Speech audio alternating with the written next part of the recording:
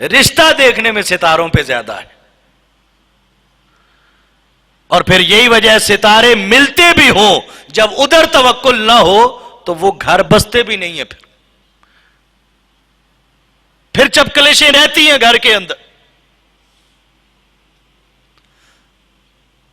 اب ستارے ملانے کی جگہ شریعت نے کیا چیز دی؟ وہ استخارہ دیا کہ اگر تم ظاہری طور پہ رشتہ دیکھ بھی لو، تمہیں بات اگر کلیئر نہ ہو رہی ہو کہ کیا بہتر ہے، تو میرے آقا نے استخارے کا ایک طریقہ دیا. کیا کہ رات کو 2 رکعت نفل پڑھو، اور نفل پڑھ کے حضور نے فرمایا مجھ پہ درود و سلام پڑھنا، اور درود و سلام پڑھ کے پھر اللہ کے حضور دعا کر دینا کہ مولا ہم نے دیکھ لیا، ہمیں سمجھ نہیں آ رہی، اب تو خواب کے ذریعے ہماری رہنمائی فرما دے.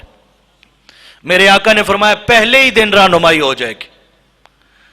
پہلے دن اگر بالفرض رہنمائی ہو اور بندے کو سمجھ نہ آئے کہ کیا رہنمائی سے رزلٹ نکلتا ہے، حضور نے فرمایا دوسرے دن بھی یہی کام کر لو. دوسرے دن بھی اگر واضح نہ ہو رہا ہو، حضور نے فرمایا تیسرے دن لازمی ہو جاتا. یہ ایک استخارہ دیا. دوسری ہم غلطی رشتہ دیکھنے میں یہ کرتے ہیں کہ ہم بچے اور بچی جن کا رشتہ ہوتا ہے ہم انہیں بتاتے بھی نہیں، آگاہ بھی نہیں کرتے، رضامندی بھی نہیں لیتے، بڑے آپس میں رشتہ طے کر دیتے. عموماً بچے یا بچی کا رشتہ عموماً دیکھنے کے لیے یا دادا جاتا ہے یا دادی یا نانا یا نانی، جنہیں اپنی 6 نمبر کی اینکیں لگی ہوتی، وہ بچوں کے رشتے دیکھنے جا رہے ہیں اور بچوں کو خبر ہی نہیں ہے. یہ چیز بھی شرعاً شریعت کے خلاف ورزی ہے. آقا علیہ الصلوۃ والسلام کی زندگی میں کتنے واقعات ملتے ہیں. ایک صحابی آ کر عرض کرتی ہیں اللہ کے رسول میرا رشتہ فلاں قبیلے میں فلاں صحابی سے ہو گیا، میرے گھر والوں نے طے کر دیا. حضور علیہ الصلوۃ والسلام نے اس کی جب بات سنی تو میرے آقا نے فرمایا کیا تم نے اس صحابی کو دیکھا ہے اپنی آنکھوں سے؟ عرض کرتی ہیں جی یا رسول اللہ دیکھا ہے. حضور فرماتے ہیں دیکھنے میں وہ کیسا لگتا ہے؟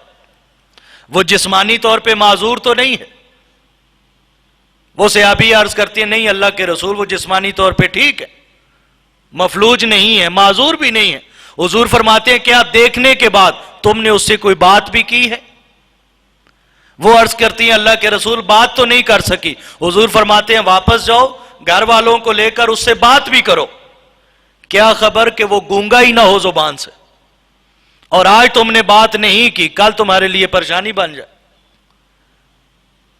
لہذا رشتہ دیکھنے کے حوالے سے یہ ایک اصول اور قاعدہ ثابت ہوتا ہے کہ رشتہ جب بھی دیکھا جائے تو بڑوں کی موجودگی میں بچے اور بچی کو آمنے سامنے بٹھائیں، وہ ایک دوسرے سے تبادلہ خیال کریں کہ عقیدے میں کتنی مماثلت ہے، فکر میں کتنی مماثلت ہے، سوچ میں کتنی مماثلت ہے.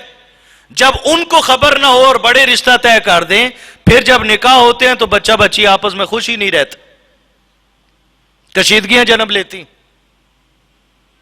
اور تیسری غلطی ہم یہ کرتے ہیں رشتہ دیکھنے میں کہ سینکڑوں میں کوئی ایک آدھ گھر ایسا ہو جو بچوں سے مرضی پوچھ لیتے ہوں، ہم بچیوں سے ان کی مرضی پوچھنا گوارا ہی نہیں کرتے. کہتے جی بچیوں سے بھی کوئی پوچھتا ہے مرضی اس کی کیا ہے، بچیوں کی بھی کوئی مرضی ہوتی ہے. ارے کائنات میں کون سی بچی ہے جو فاطمہ تو زہرا سے بھی بڑھ کے ہو؟ میرے آقا نے جب ان کے نکاح کے حوالے سے بات چیت کا آغاز کیا تو میرے آقا نے سیدہ کائنات کو الگ کر کے پوچھا کہ بیٹی فاطمہ میں یہ چاہتا ہوں کہ تمہارا رشتہ علی سے کر دیا جائے، لیکن میں عملی جامہ تب پہناؤں گا جب فاطمہ آپ کی پہلے رضامندی آئے گی. سیدہ کائنات نے جب رضامندی دی تو پھر میرے آقا نے نکاح فرمایا. ہم رشتہ دیکھنے سے جان چھوٹتی ہے تو ہم منگنیوں کے چکروں میں پڑ جاتے ہیں. منگنی کا شریعت میں وجود ہی نہیں، لیکن ہم کئی دن منگلیوں پہ ضائع کریں گے. وہ جی اب وہ کپڑے لے کے آ رہے ہیں لڑکی والے، اب لڑکے والے جا رہے ہیں، اب وہ انگوٹھی لے کے آ رہے ہیں، اب یہ انگوٹھی لے کے جا رہے ہیں. ایک عجیب تماشا کئی دنوں تک لگا رہتا. منگنیوں سے جان چھوٹتی ہے تو تیل مہندیوں میں آ کے پھنستے ہیں. تیل مہندی شرعی طور پر تیل مہندی کلیتاً حرام ہے.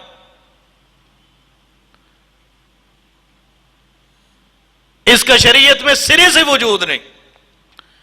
ایک رسم حرام، اوپر تیل مہندی کے نام پہ جو کچھ فحاشی ہوتی ہے، بے پردگی ہوتی ہے، مرد و خواتین کا اختلاط ہوتا ہے، لاکھوں روپے ضائع کرتے ہیں، یہ ساری چیزیں حرام در حرام. جب ہم ابتدا ہی حرام سے کر رہے ہیں، ہمارے نکاحوں میں برکت کہاں سے رہے گی؟ یہ 30 سال پہلے کی ایک بات ہے. لاہور میں شیخ الاسلام صاحب ادھر ہی لاہور میں خطاب کر رہے تھے جمعے کا، تو اس میں ایک شخص نے پوچھا کہ حضور بتائیے تیل مہندی کے بارے میں آپ کیا کہتے ہیں؟ تیل مہندی کرنا جائز ہے یا ناجائز ہے؟ تو شیخ الاسلام نے فرمایا میں نے تاریخ کا بڑی دفعہ مطالعہ کیا ہے، مجھے تاریخ میں ایک تیل مہندی ہوتا ہے، پھر اپٹن ہوتا ہے، پھر شاید مائیوں ہوتا ہے. تو آپ فرماتے ہیں تیل مہندی، اپٹن اور مائیوں، آپ فرماتے ہیں تاریخ میں مجھے ہمایوں کا نام تو ملتا ہے، مائیوں کا تو نام بھی نہیں ملتا، نہ دنیاوی تاریخ میں نہ اسلامی تاریخ میں. لیکن ہم لگے ہوئے ہیں، ہم جی تیل مہندی کریں گے تو خاندان میں نام بنے گا. ارے اس حرام کاری سے جان چھڑا کر اگر رب نے دیا ہی ہے مال تو یہ جذبہ ہم کیوں نہیں دیتے دل میں کہ تیل مہندی پر جو میں نے لاکھوں لگانے ہیں اس سے کہیں بہتر ہے کہ وہی لاکھوں میں محفوظ کر کے کسی غریب کی بچی کا نکاح کا بندوبست کر دو. اگر رب نے دیا ہی ہے تو ہم یہ کیوں نہیں کرتے کہ آقا تیل مہندی جو حرام ہے ہم وہ نہیں کرتے؟ آقا ہم اپنی شادی کی ابتدا آپ کے نام کی محفل سے کر لیتے، تیل مہندی کی جگہ محفل نعت رکھ لیں، آقا علیہ الصلوۃ والسلام کی نعت خوانی کر لیں، محفل نعت کا بندوبست کریں کہ حضور نکاح آپ کی سنت ہے، ہم اس سنت پر عمل کرنے لگے ہیں، لیکن اس سنت سے پہلے ہم آپ کے نام کی محفل کرواتے ہیں.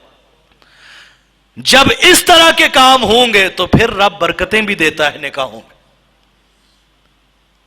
تیل مہندیوں سے آگے چلتے ہیں تو بارات کا فنکشن، بارات کے فنکشنوں میں کئی تماشے ہمارے آ چکے ہیں.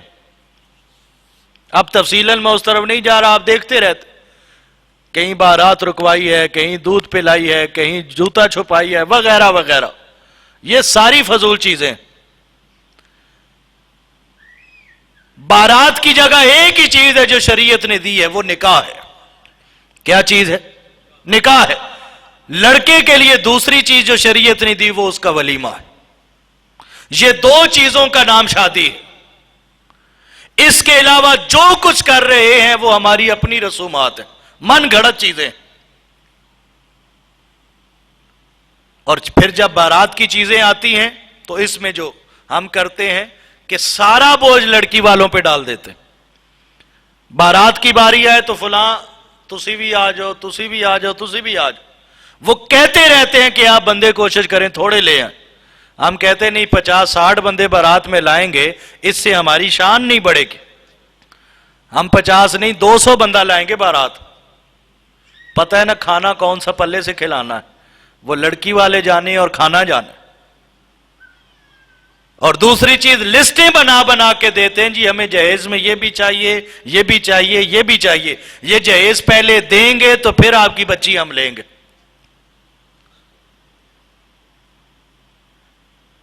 معاشرے میں 2 نعرے سنتے ہیں ہم، ایک یہ کہ جہیز ایک لعنت ہے. یہ نعرہ بھی کلیتاً غلط ہے. جہیز دینا لعنت نہیں، جہیز دینا سنت رسول ہے جتنی توفیق ہو. ہاں جہیز کی ڈیمانڈیں کرنا لعنت ہے. ارے جو گھرانہ تمہیں اپنی بچی دے رہا ہے کیا اس کے ہم جہیز کے بھوکے؟ جہیز کی وجہ سے ہمیں علم ہی نہیں ہے کہ کتنے گھرانوں میں بچیاں بیٹھے بیٹھے بالوں میں سفیدیاں آ جاتی. اگر کسی کی بچی ہمارے جہیز کی ڈیمانڈ کی وجہ سے گھر بیٹھی رہی تو قیامت کے دن اللہ اور اس کے رسول کے مجرم ہوں گے. خدا را ان چیزوں سے جان چھڑائیے. بارات کو جتنا آسان بنا سکتے ہیں بنائے. لڑکی والے 60 بندے کہیں 100 کہیں، آپ اس سے بھی 20 کام کر لیں. ولیمے کا فنکشن ہے لڑکے والوں کے پاس، وہاں 100 نہیں 200 بلا لیں کیونکہ پلے سے کھلانا ہے. پھر جب ولیمے کی باری آتی ہے تو ہم لسٹیں بنانا شروع کرتے ہیں، امیر رشتہ داروں سے لسٹیں شروع کرتے ہیں، اور جب رشتہ داروں میں غریبوں کی بات آتی ہے ہم کہتے ہیں جی بندے پورے ہو گئے۔ پتہ ہے غریب نے آ کر سلامیاں کون سی دینی ہے، امیر آئے گا تو اچھی سلامی تو دے جائے گا۔ میرے آقا نے فرمایا ولیمے کے اندر سب سے بدترین کھانا اس ولیمے کا ہے جس میں غریب رشتہ داروں کو نکال دیا جاتا۔ ہم کئی غریبوں کو بلاتے ہیں، وہ اس سوچ سے ہمارے ولیموں میں نہیں آتے، شرمندگی کے باعث کہ میرے پاس کیونکہ اچھی سلامی نہیں ہے، میں نے اگر کم سلامی دی تو وہ باتیں کریں گے۔ ارے اگر کسی رشتہ دار کی یہ سوچ بن جائے ہمارے بارے میں تو ہمارے بڑا ہونے پر لعنت ہے، پھر ہمارے امیر ہونے پر پھر تف ہے۔ چاہیے تو یہ کہ اگر غریب خاندان میں سے کوئی اگر سلامی دے بھی تو ہم کھول کے بھی نہ دیکھیں۔ اگر اللہ نے وسائل دیے ہیں، حالات اچھے ہیں، مالی پوزیشن ٹھیک ہے، ہم سلامی لیں ہی نہ، اور اس کا شکریہ ادا کر کے کہیں کہ آپ آ گئے ہیں یہی میرے لیے کافی، آپ سلامی رکھ لیں، آپ بس دعا کر دیں۔ کیا یہ ظرف ہمارے اندر نہیں آ سکتا؟ ایک طرف 500 سلامی کے لینے کے لیے ہم مارے پھرتے ہیں، اور دوسری طرف تیل مہدیوں میں منگنیوں میں لاکھوں جو لگا دیتے ہیں۔ لہذا حاضرین مکرم، ان چیزوں کو ہم اپنی زندگی سے نکالیں۔ نکاح جب کرنا ہو تو شادی ہال میں کرنے کی بجائے اس چیز کو بھی رواج دینا چاہیے معاشرے میں کہ نکاح کی تقریب مسجد میں رکھیں۔ منہاج القرآن والے جو ہیں وہ مسجد کے ساتھ اگر ہو گوشہ درود میں رکھیں نکاح کی تقریب۔ ان چیزوں کی برکتیں ہیں کہ مسجد میں جو بھی آئے گا، لڑکے والوں کی طرف سے یا لڑکی والوں کی طرف سے، اس نکاح میں جو بھی آئے گا وہ مسجد کے حیا کی وجہ سے وضو ضرور کرے گا۔ مسجد میں جو بھی آئے گا بالخصوص خواتین میں سے ان کے سر ننگے نہیں ہوں گے۔ مسجد میں جو بھی آئے گا وہاں بے پردگی نہیں ہوگی۔ جب ہمارے نکاح میں وضو بھی ہے، پردہ بھی ہے، سر بھی ڈھانپے ہوئے ہیں، جب یہ چیزیں ملتی ہیں نکاح کے ساتھ ساتھ تو اللہ ان چیزوں کی وجہ سے اس میں برکتیں ڈال دیتا ہے۔ ہمارے نکاحوں میں کیا کچھ نہیں ہوتا، گانے ہمارے نکاحوں میں، باجے ہمارے نکاحوں میں، فحاشی ہمارے نکاحوں میں، تو برکتیں کہاں سے آئیں گی؟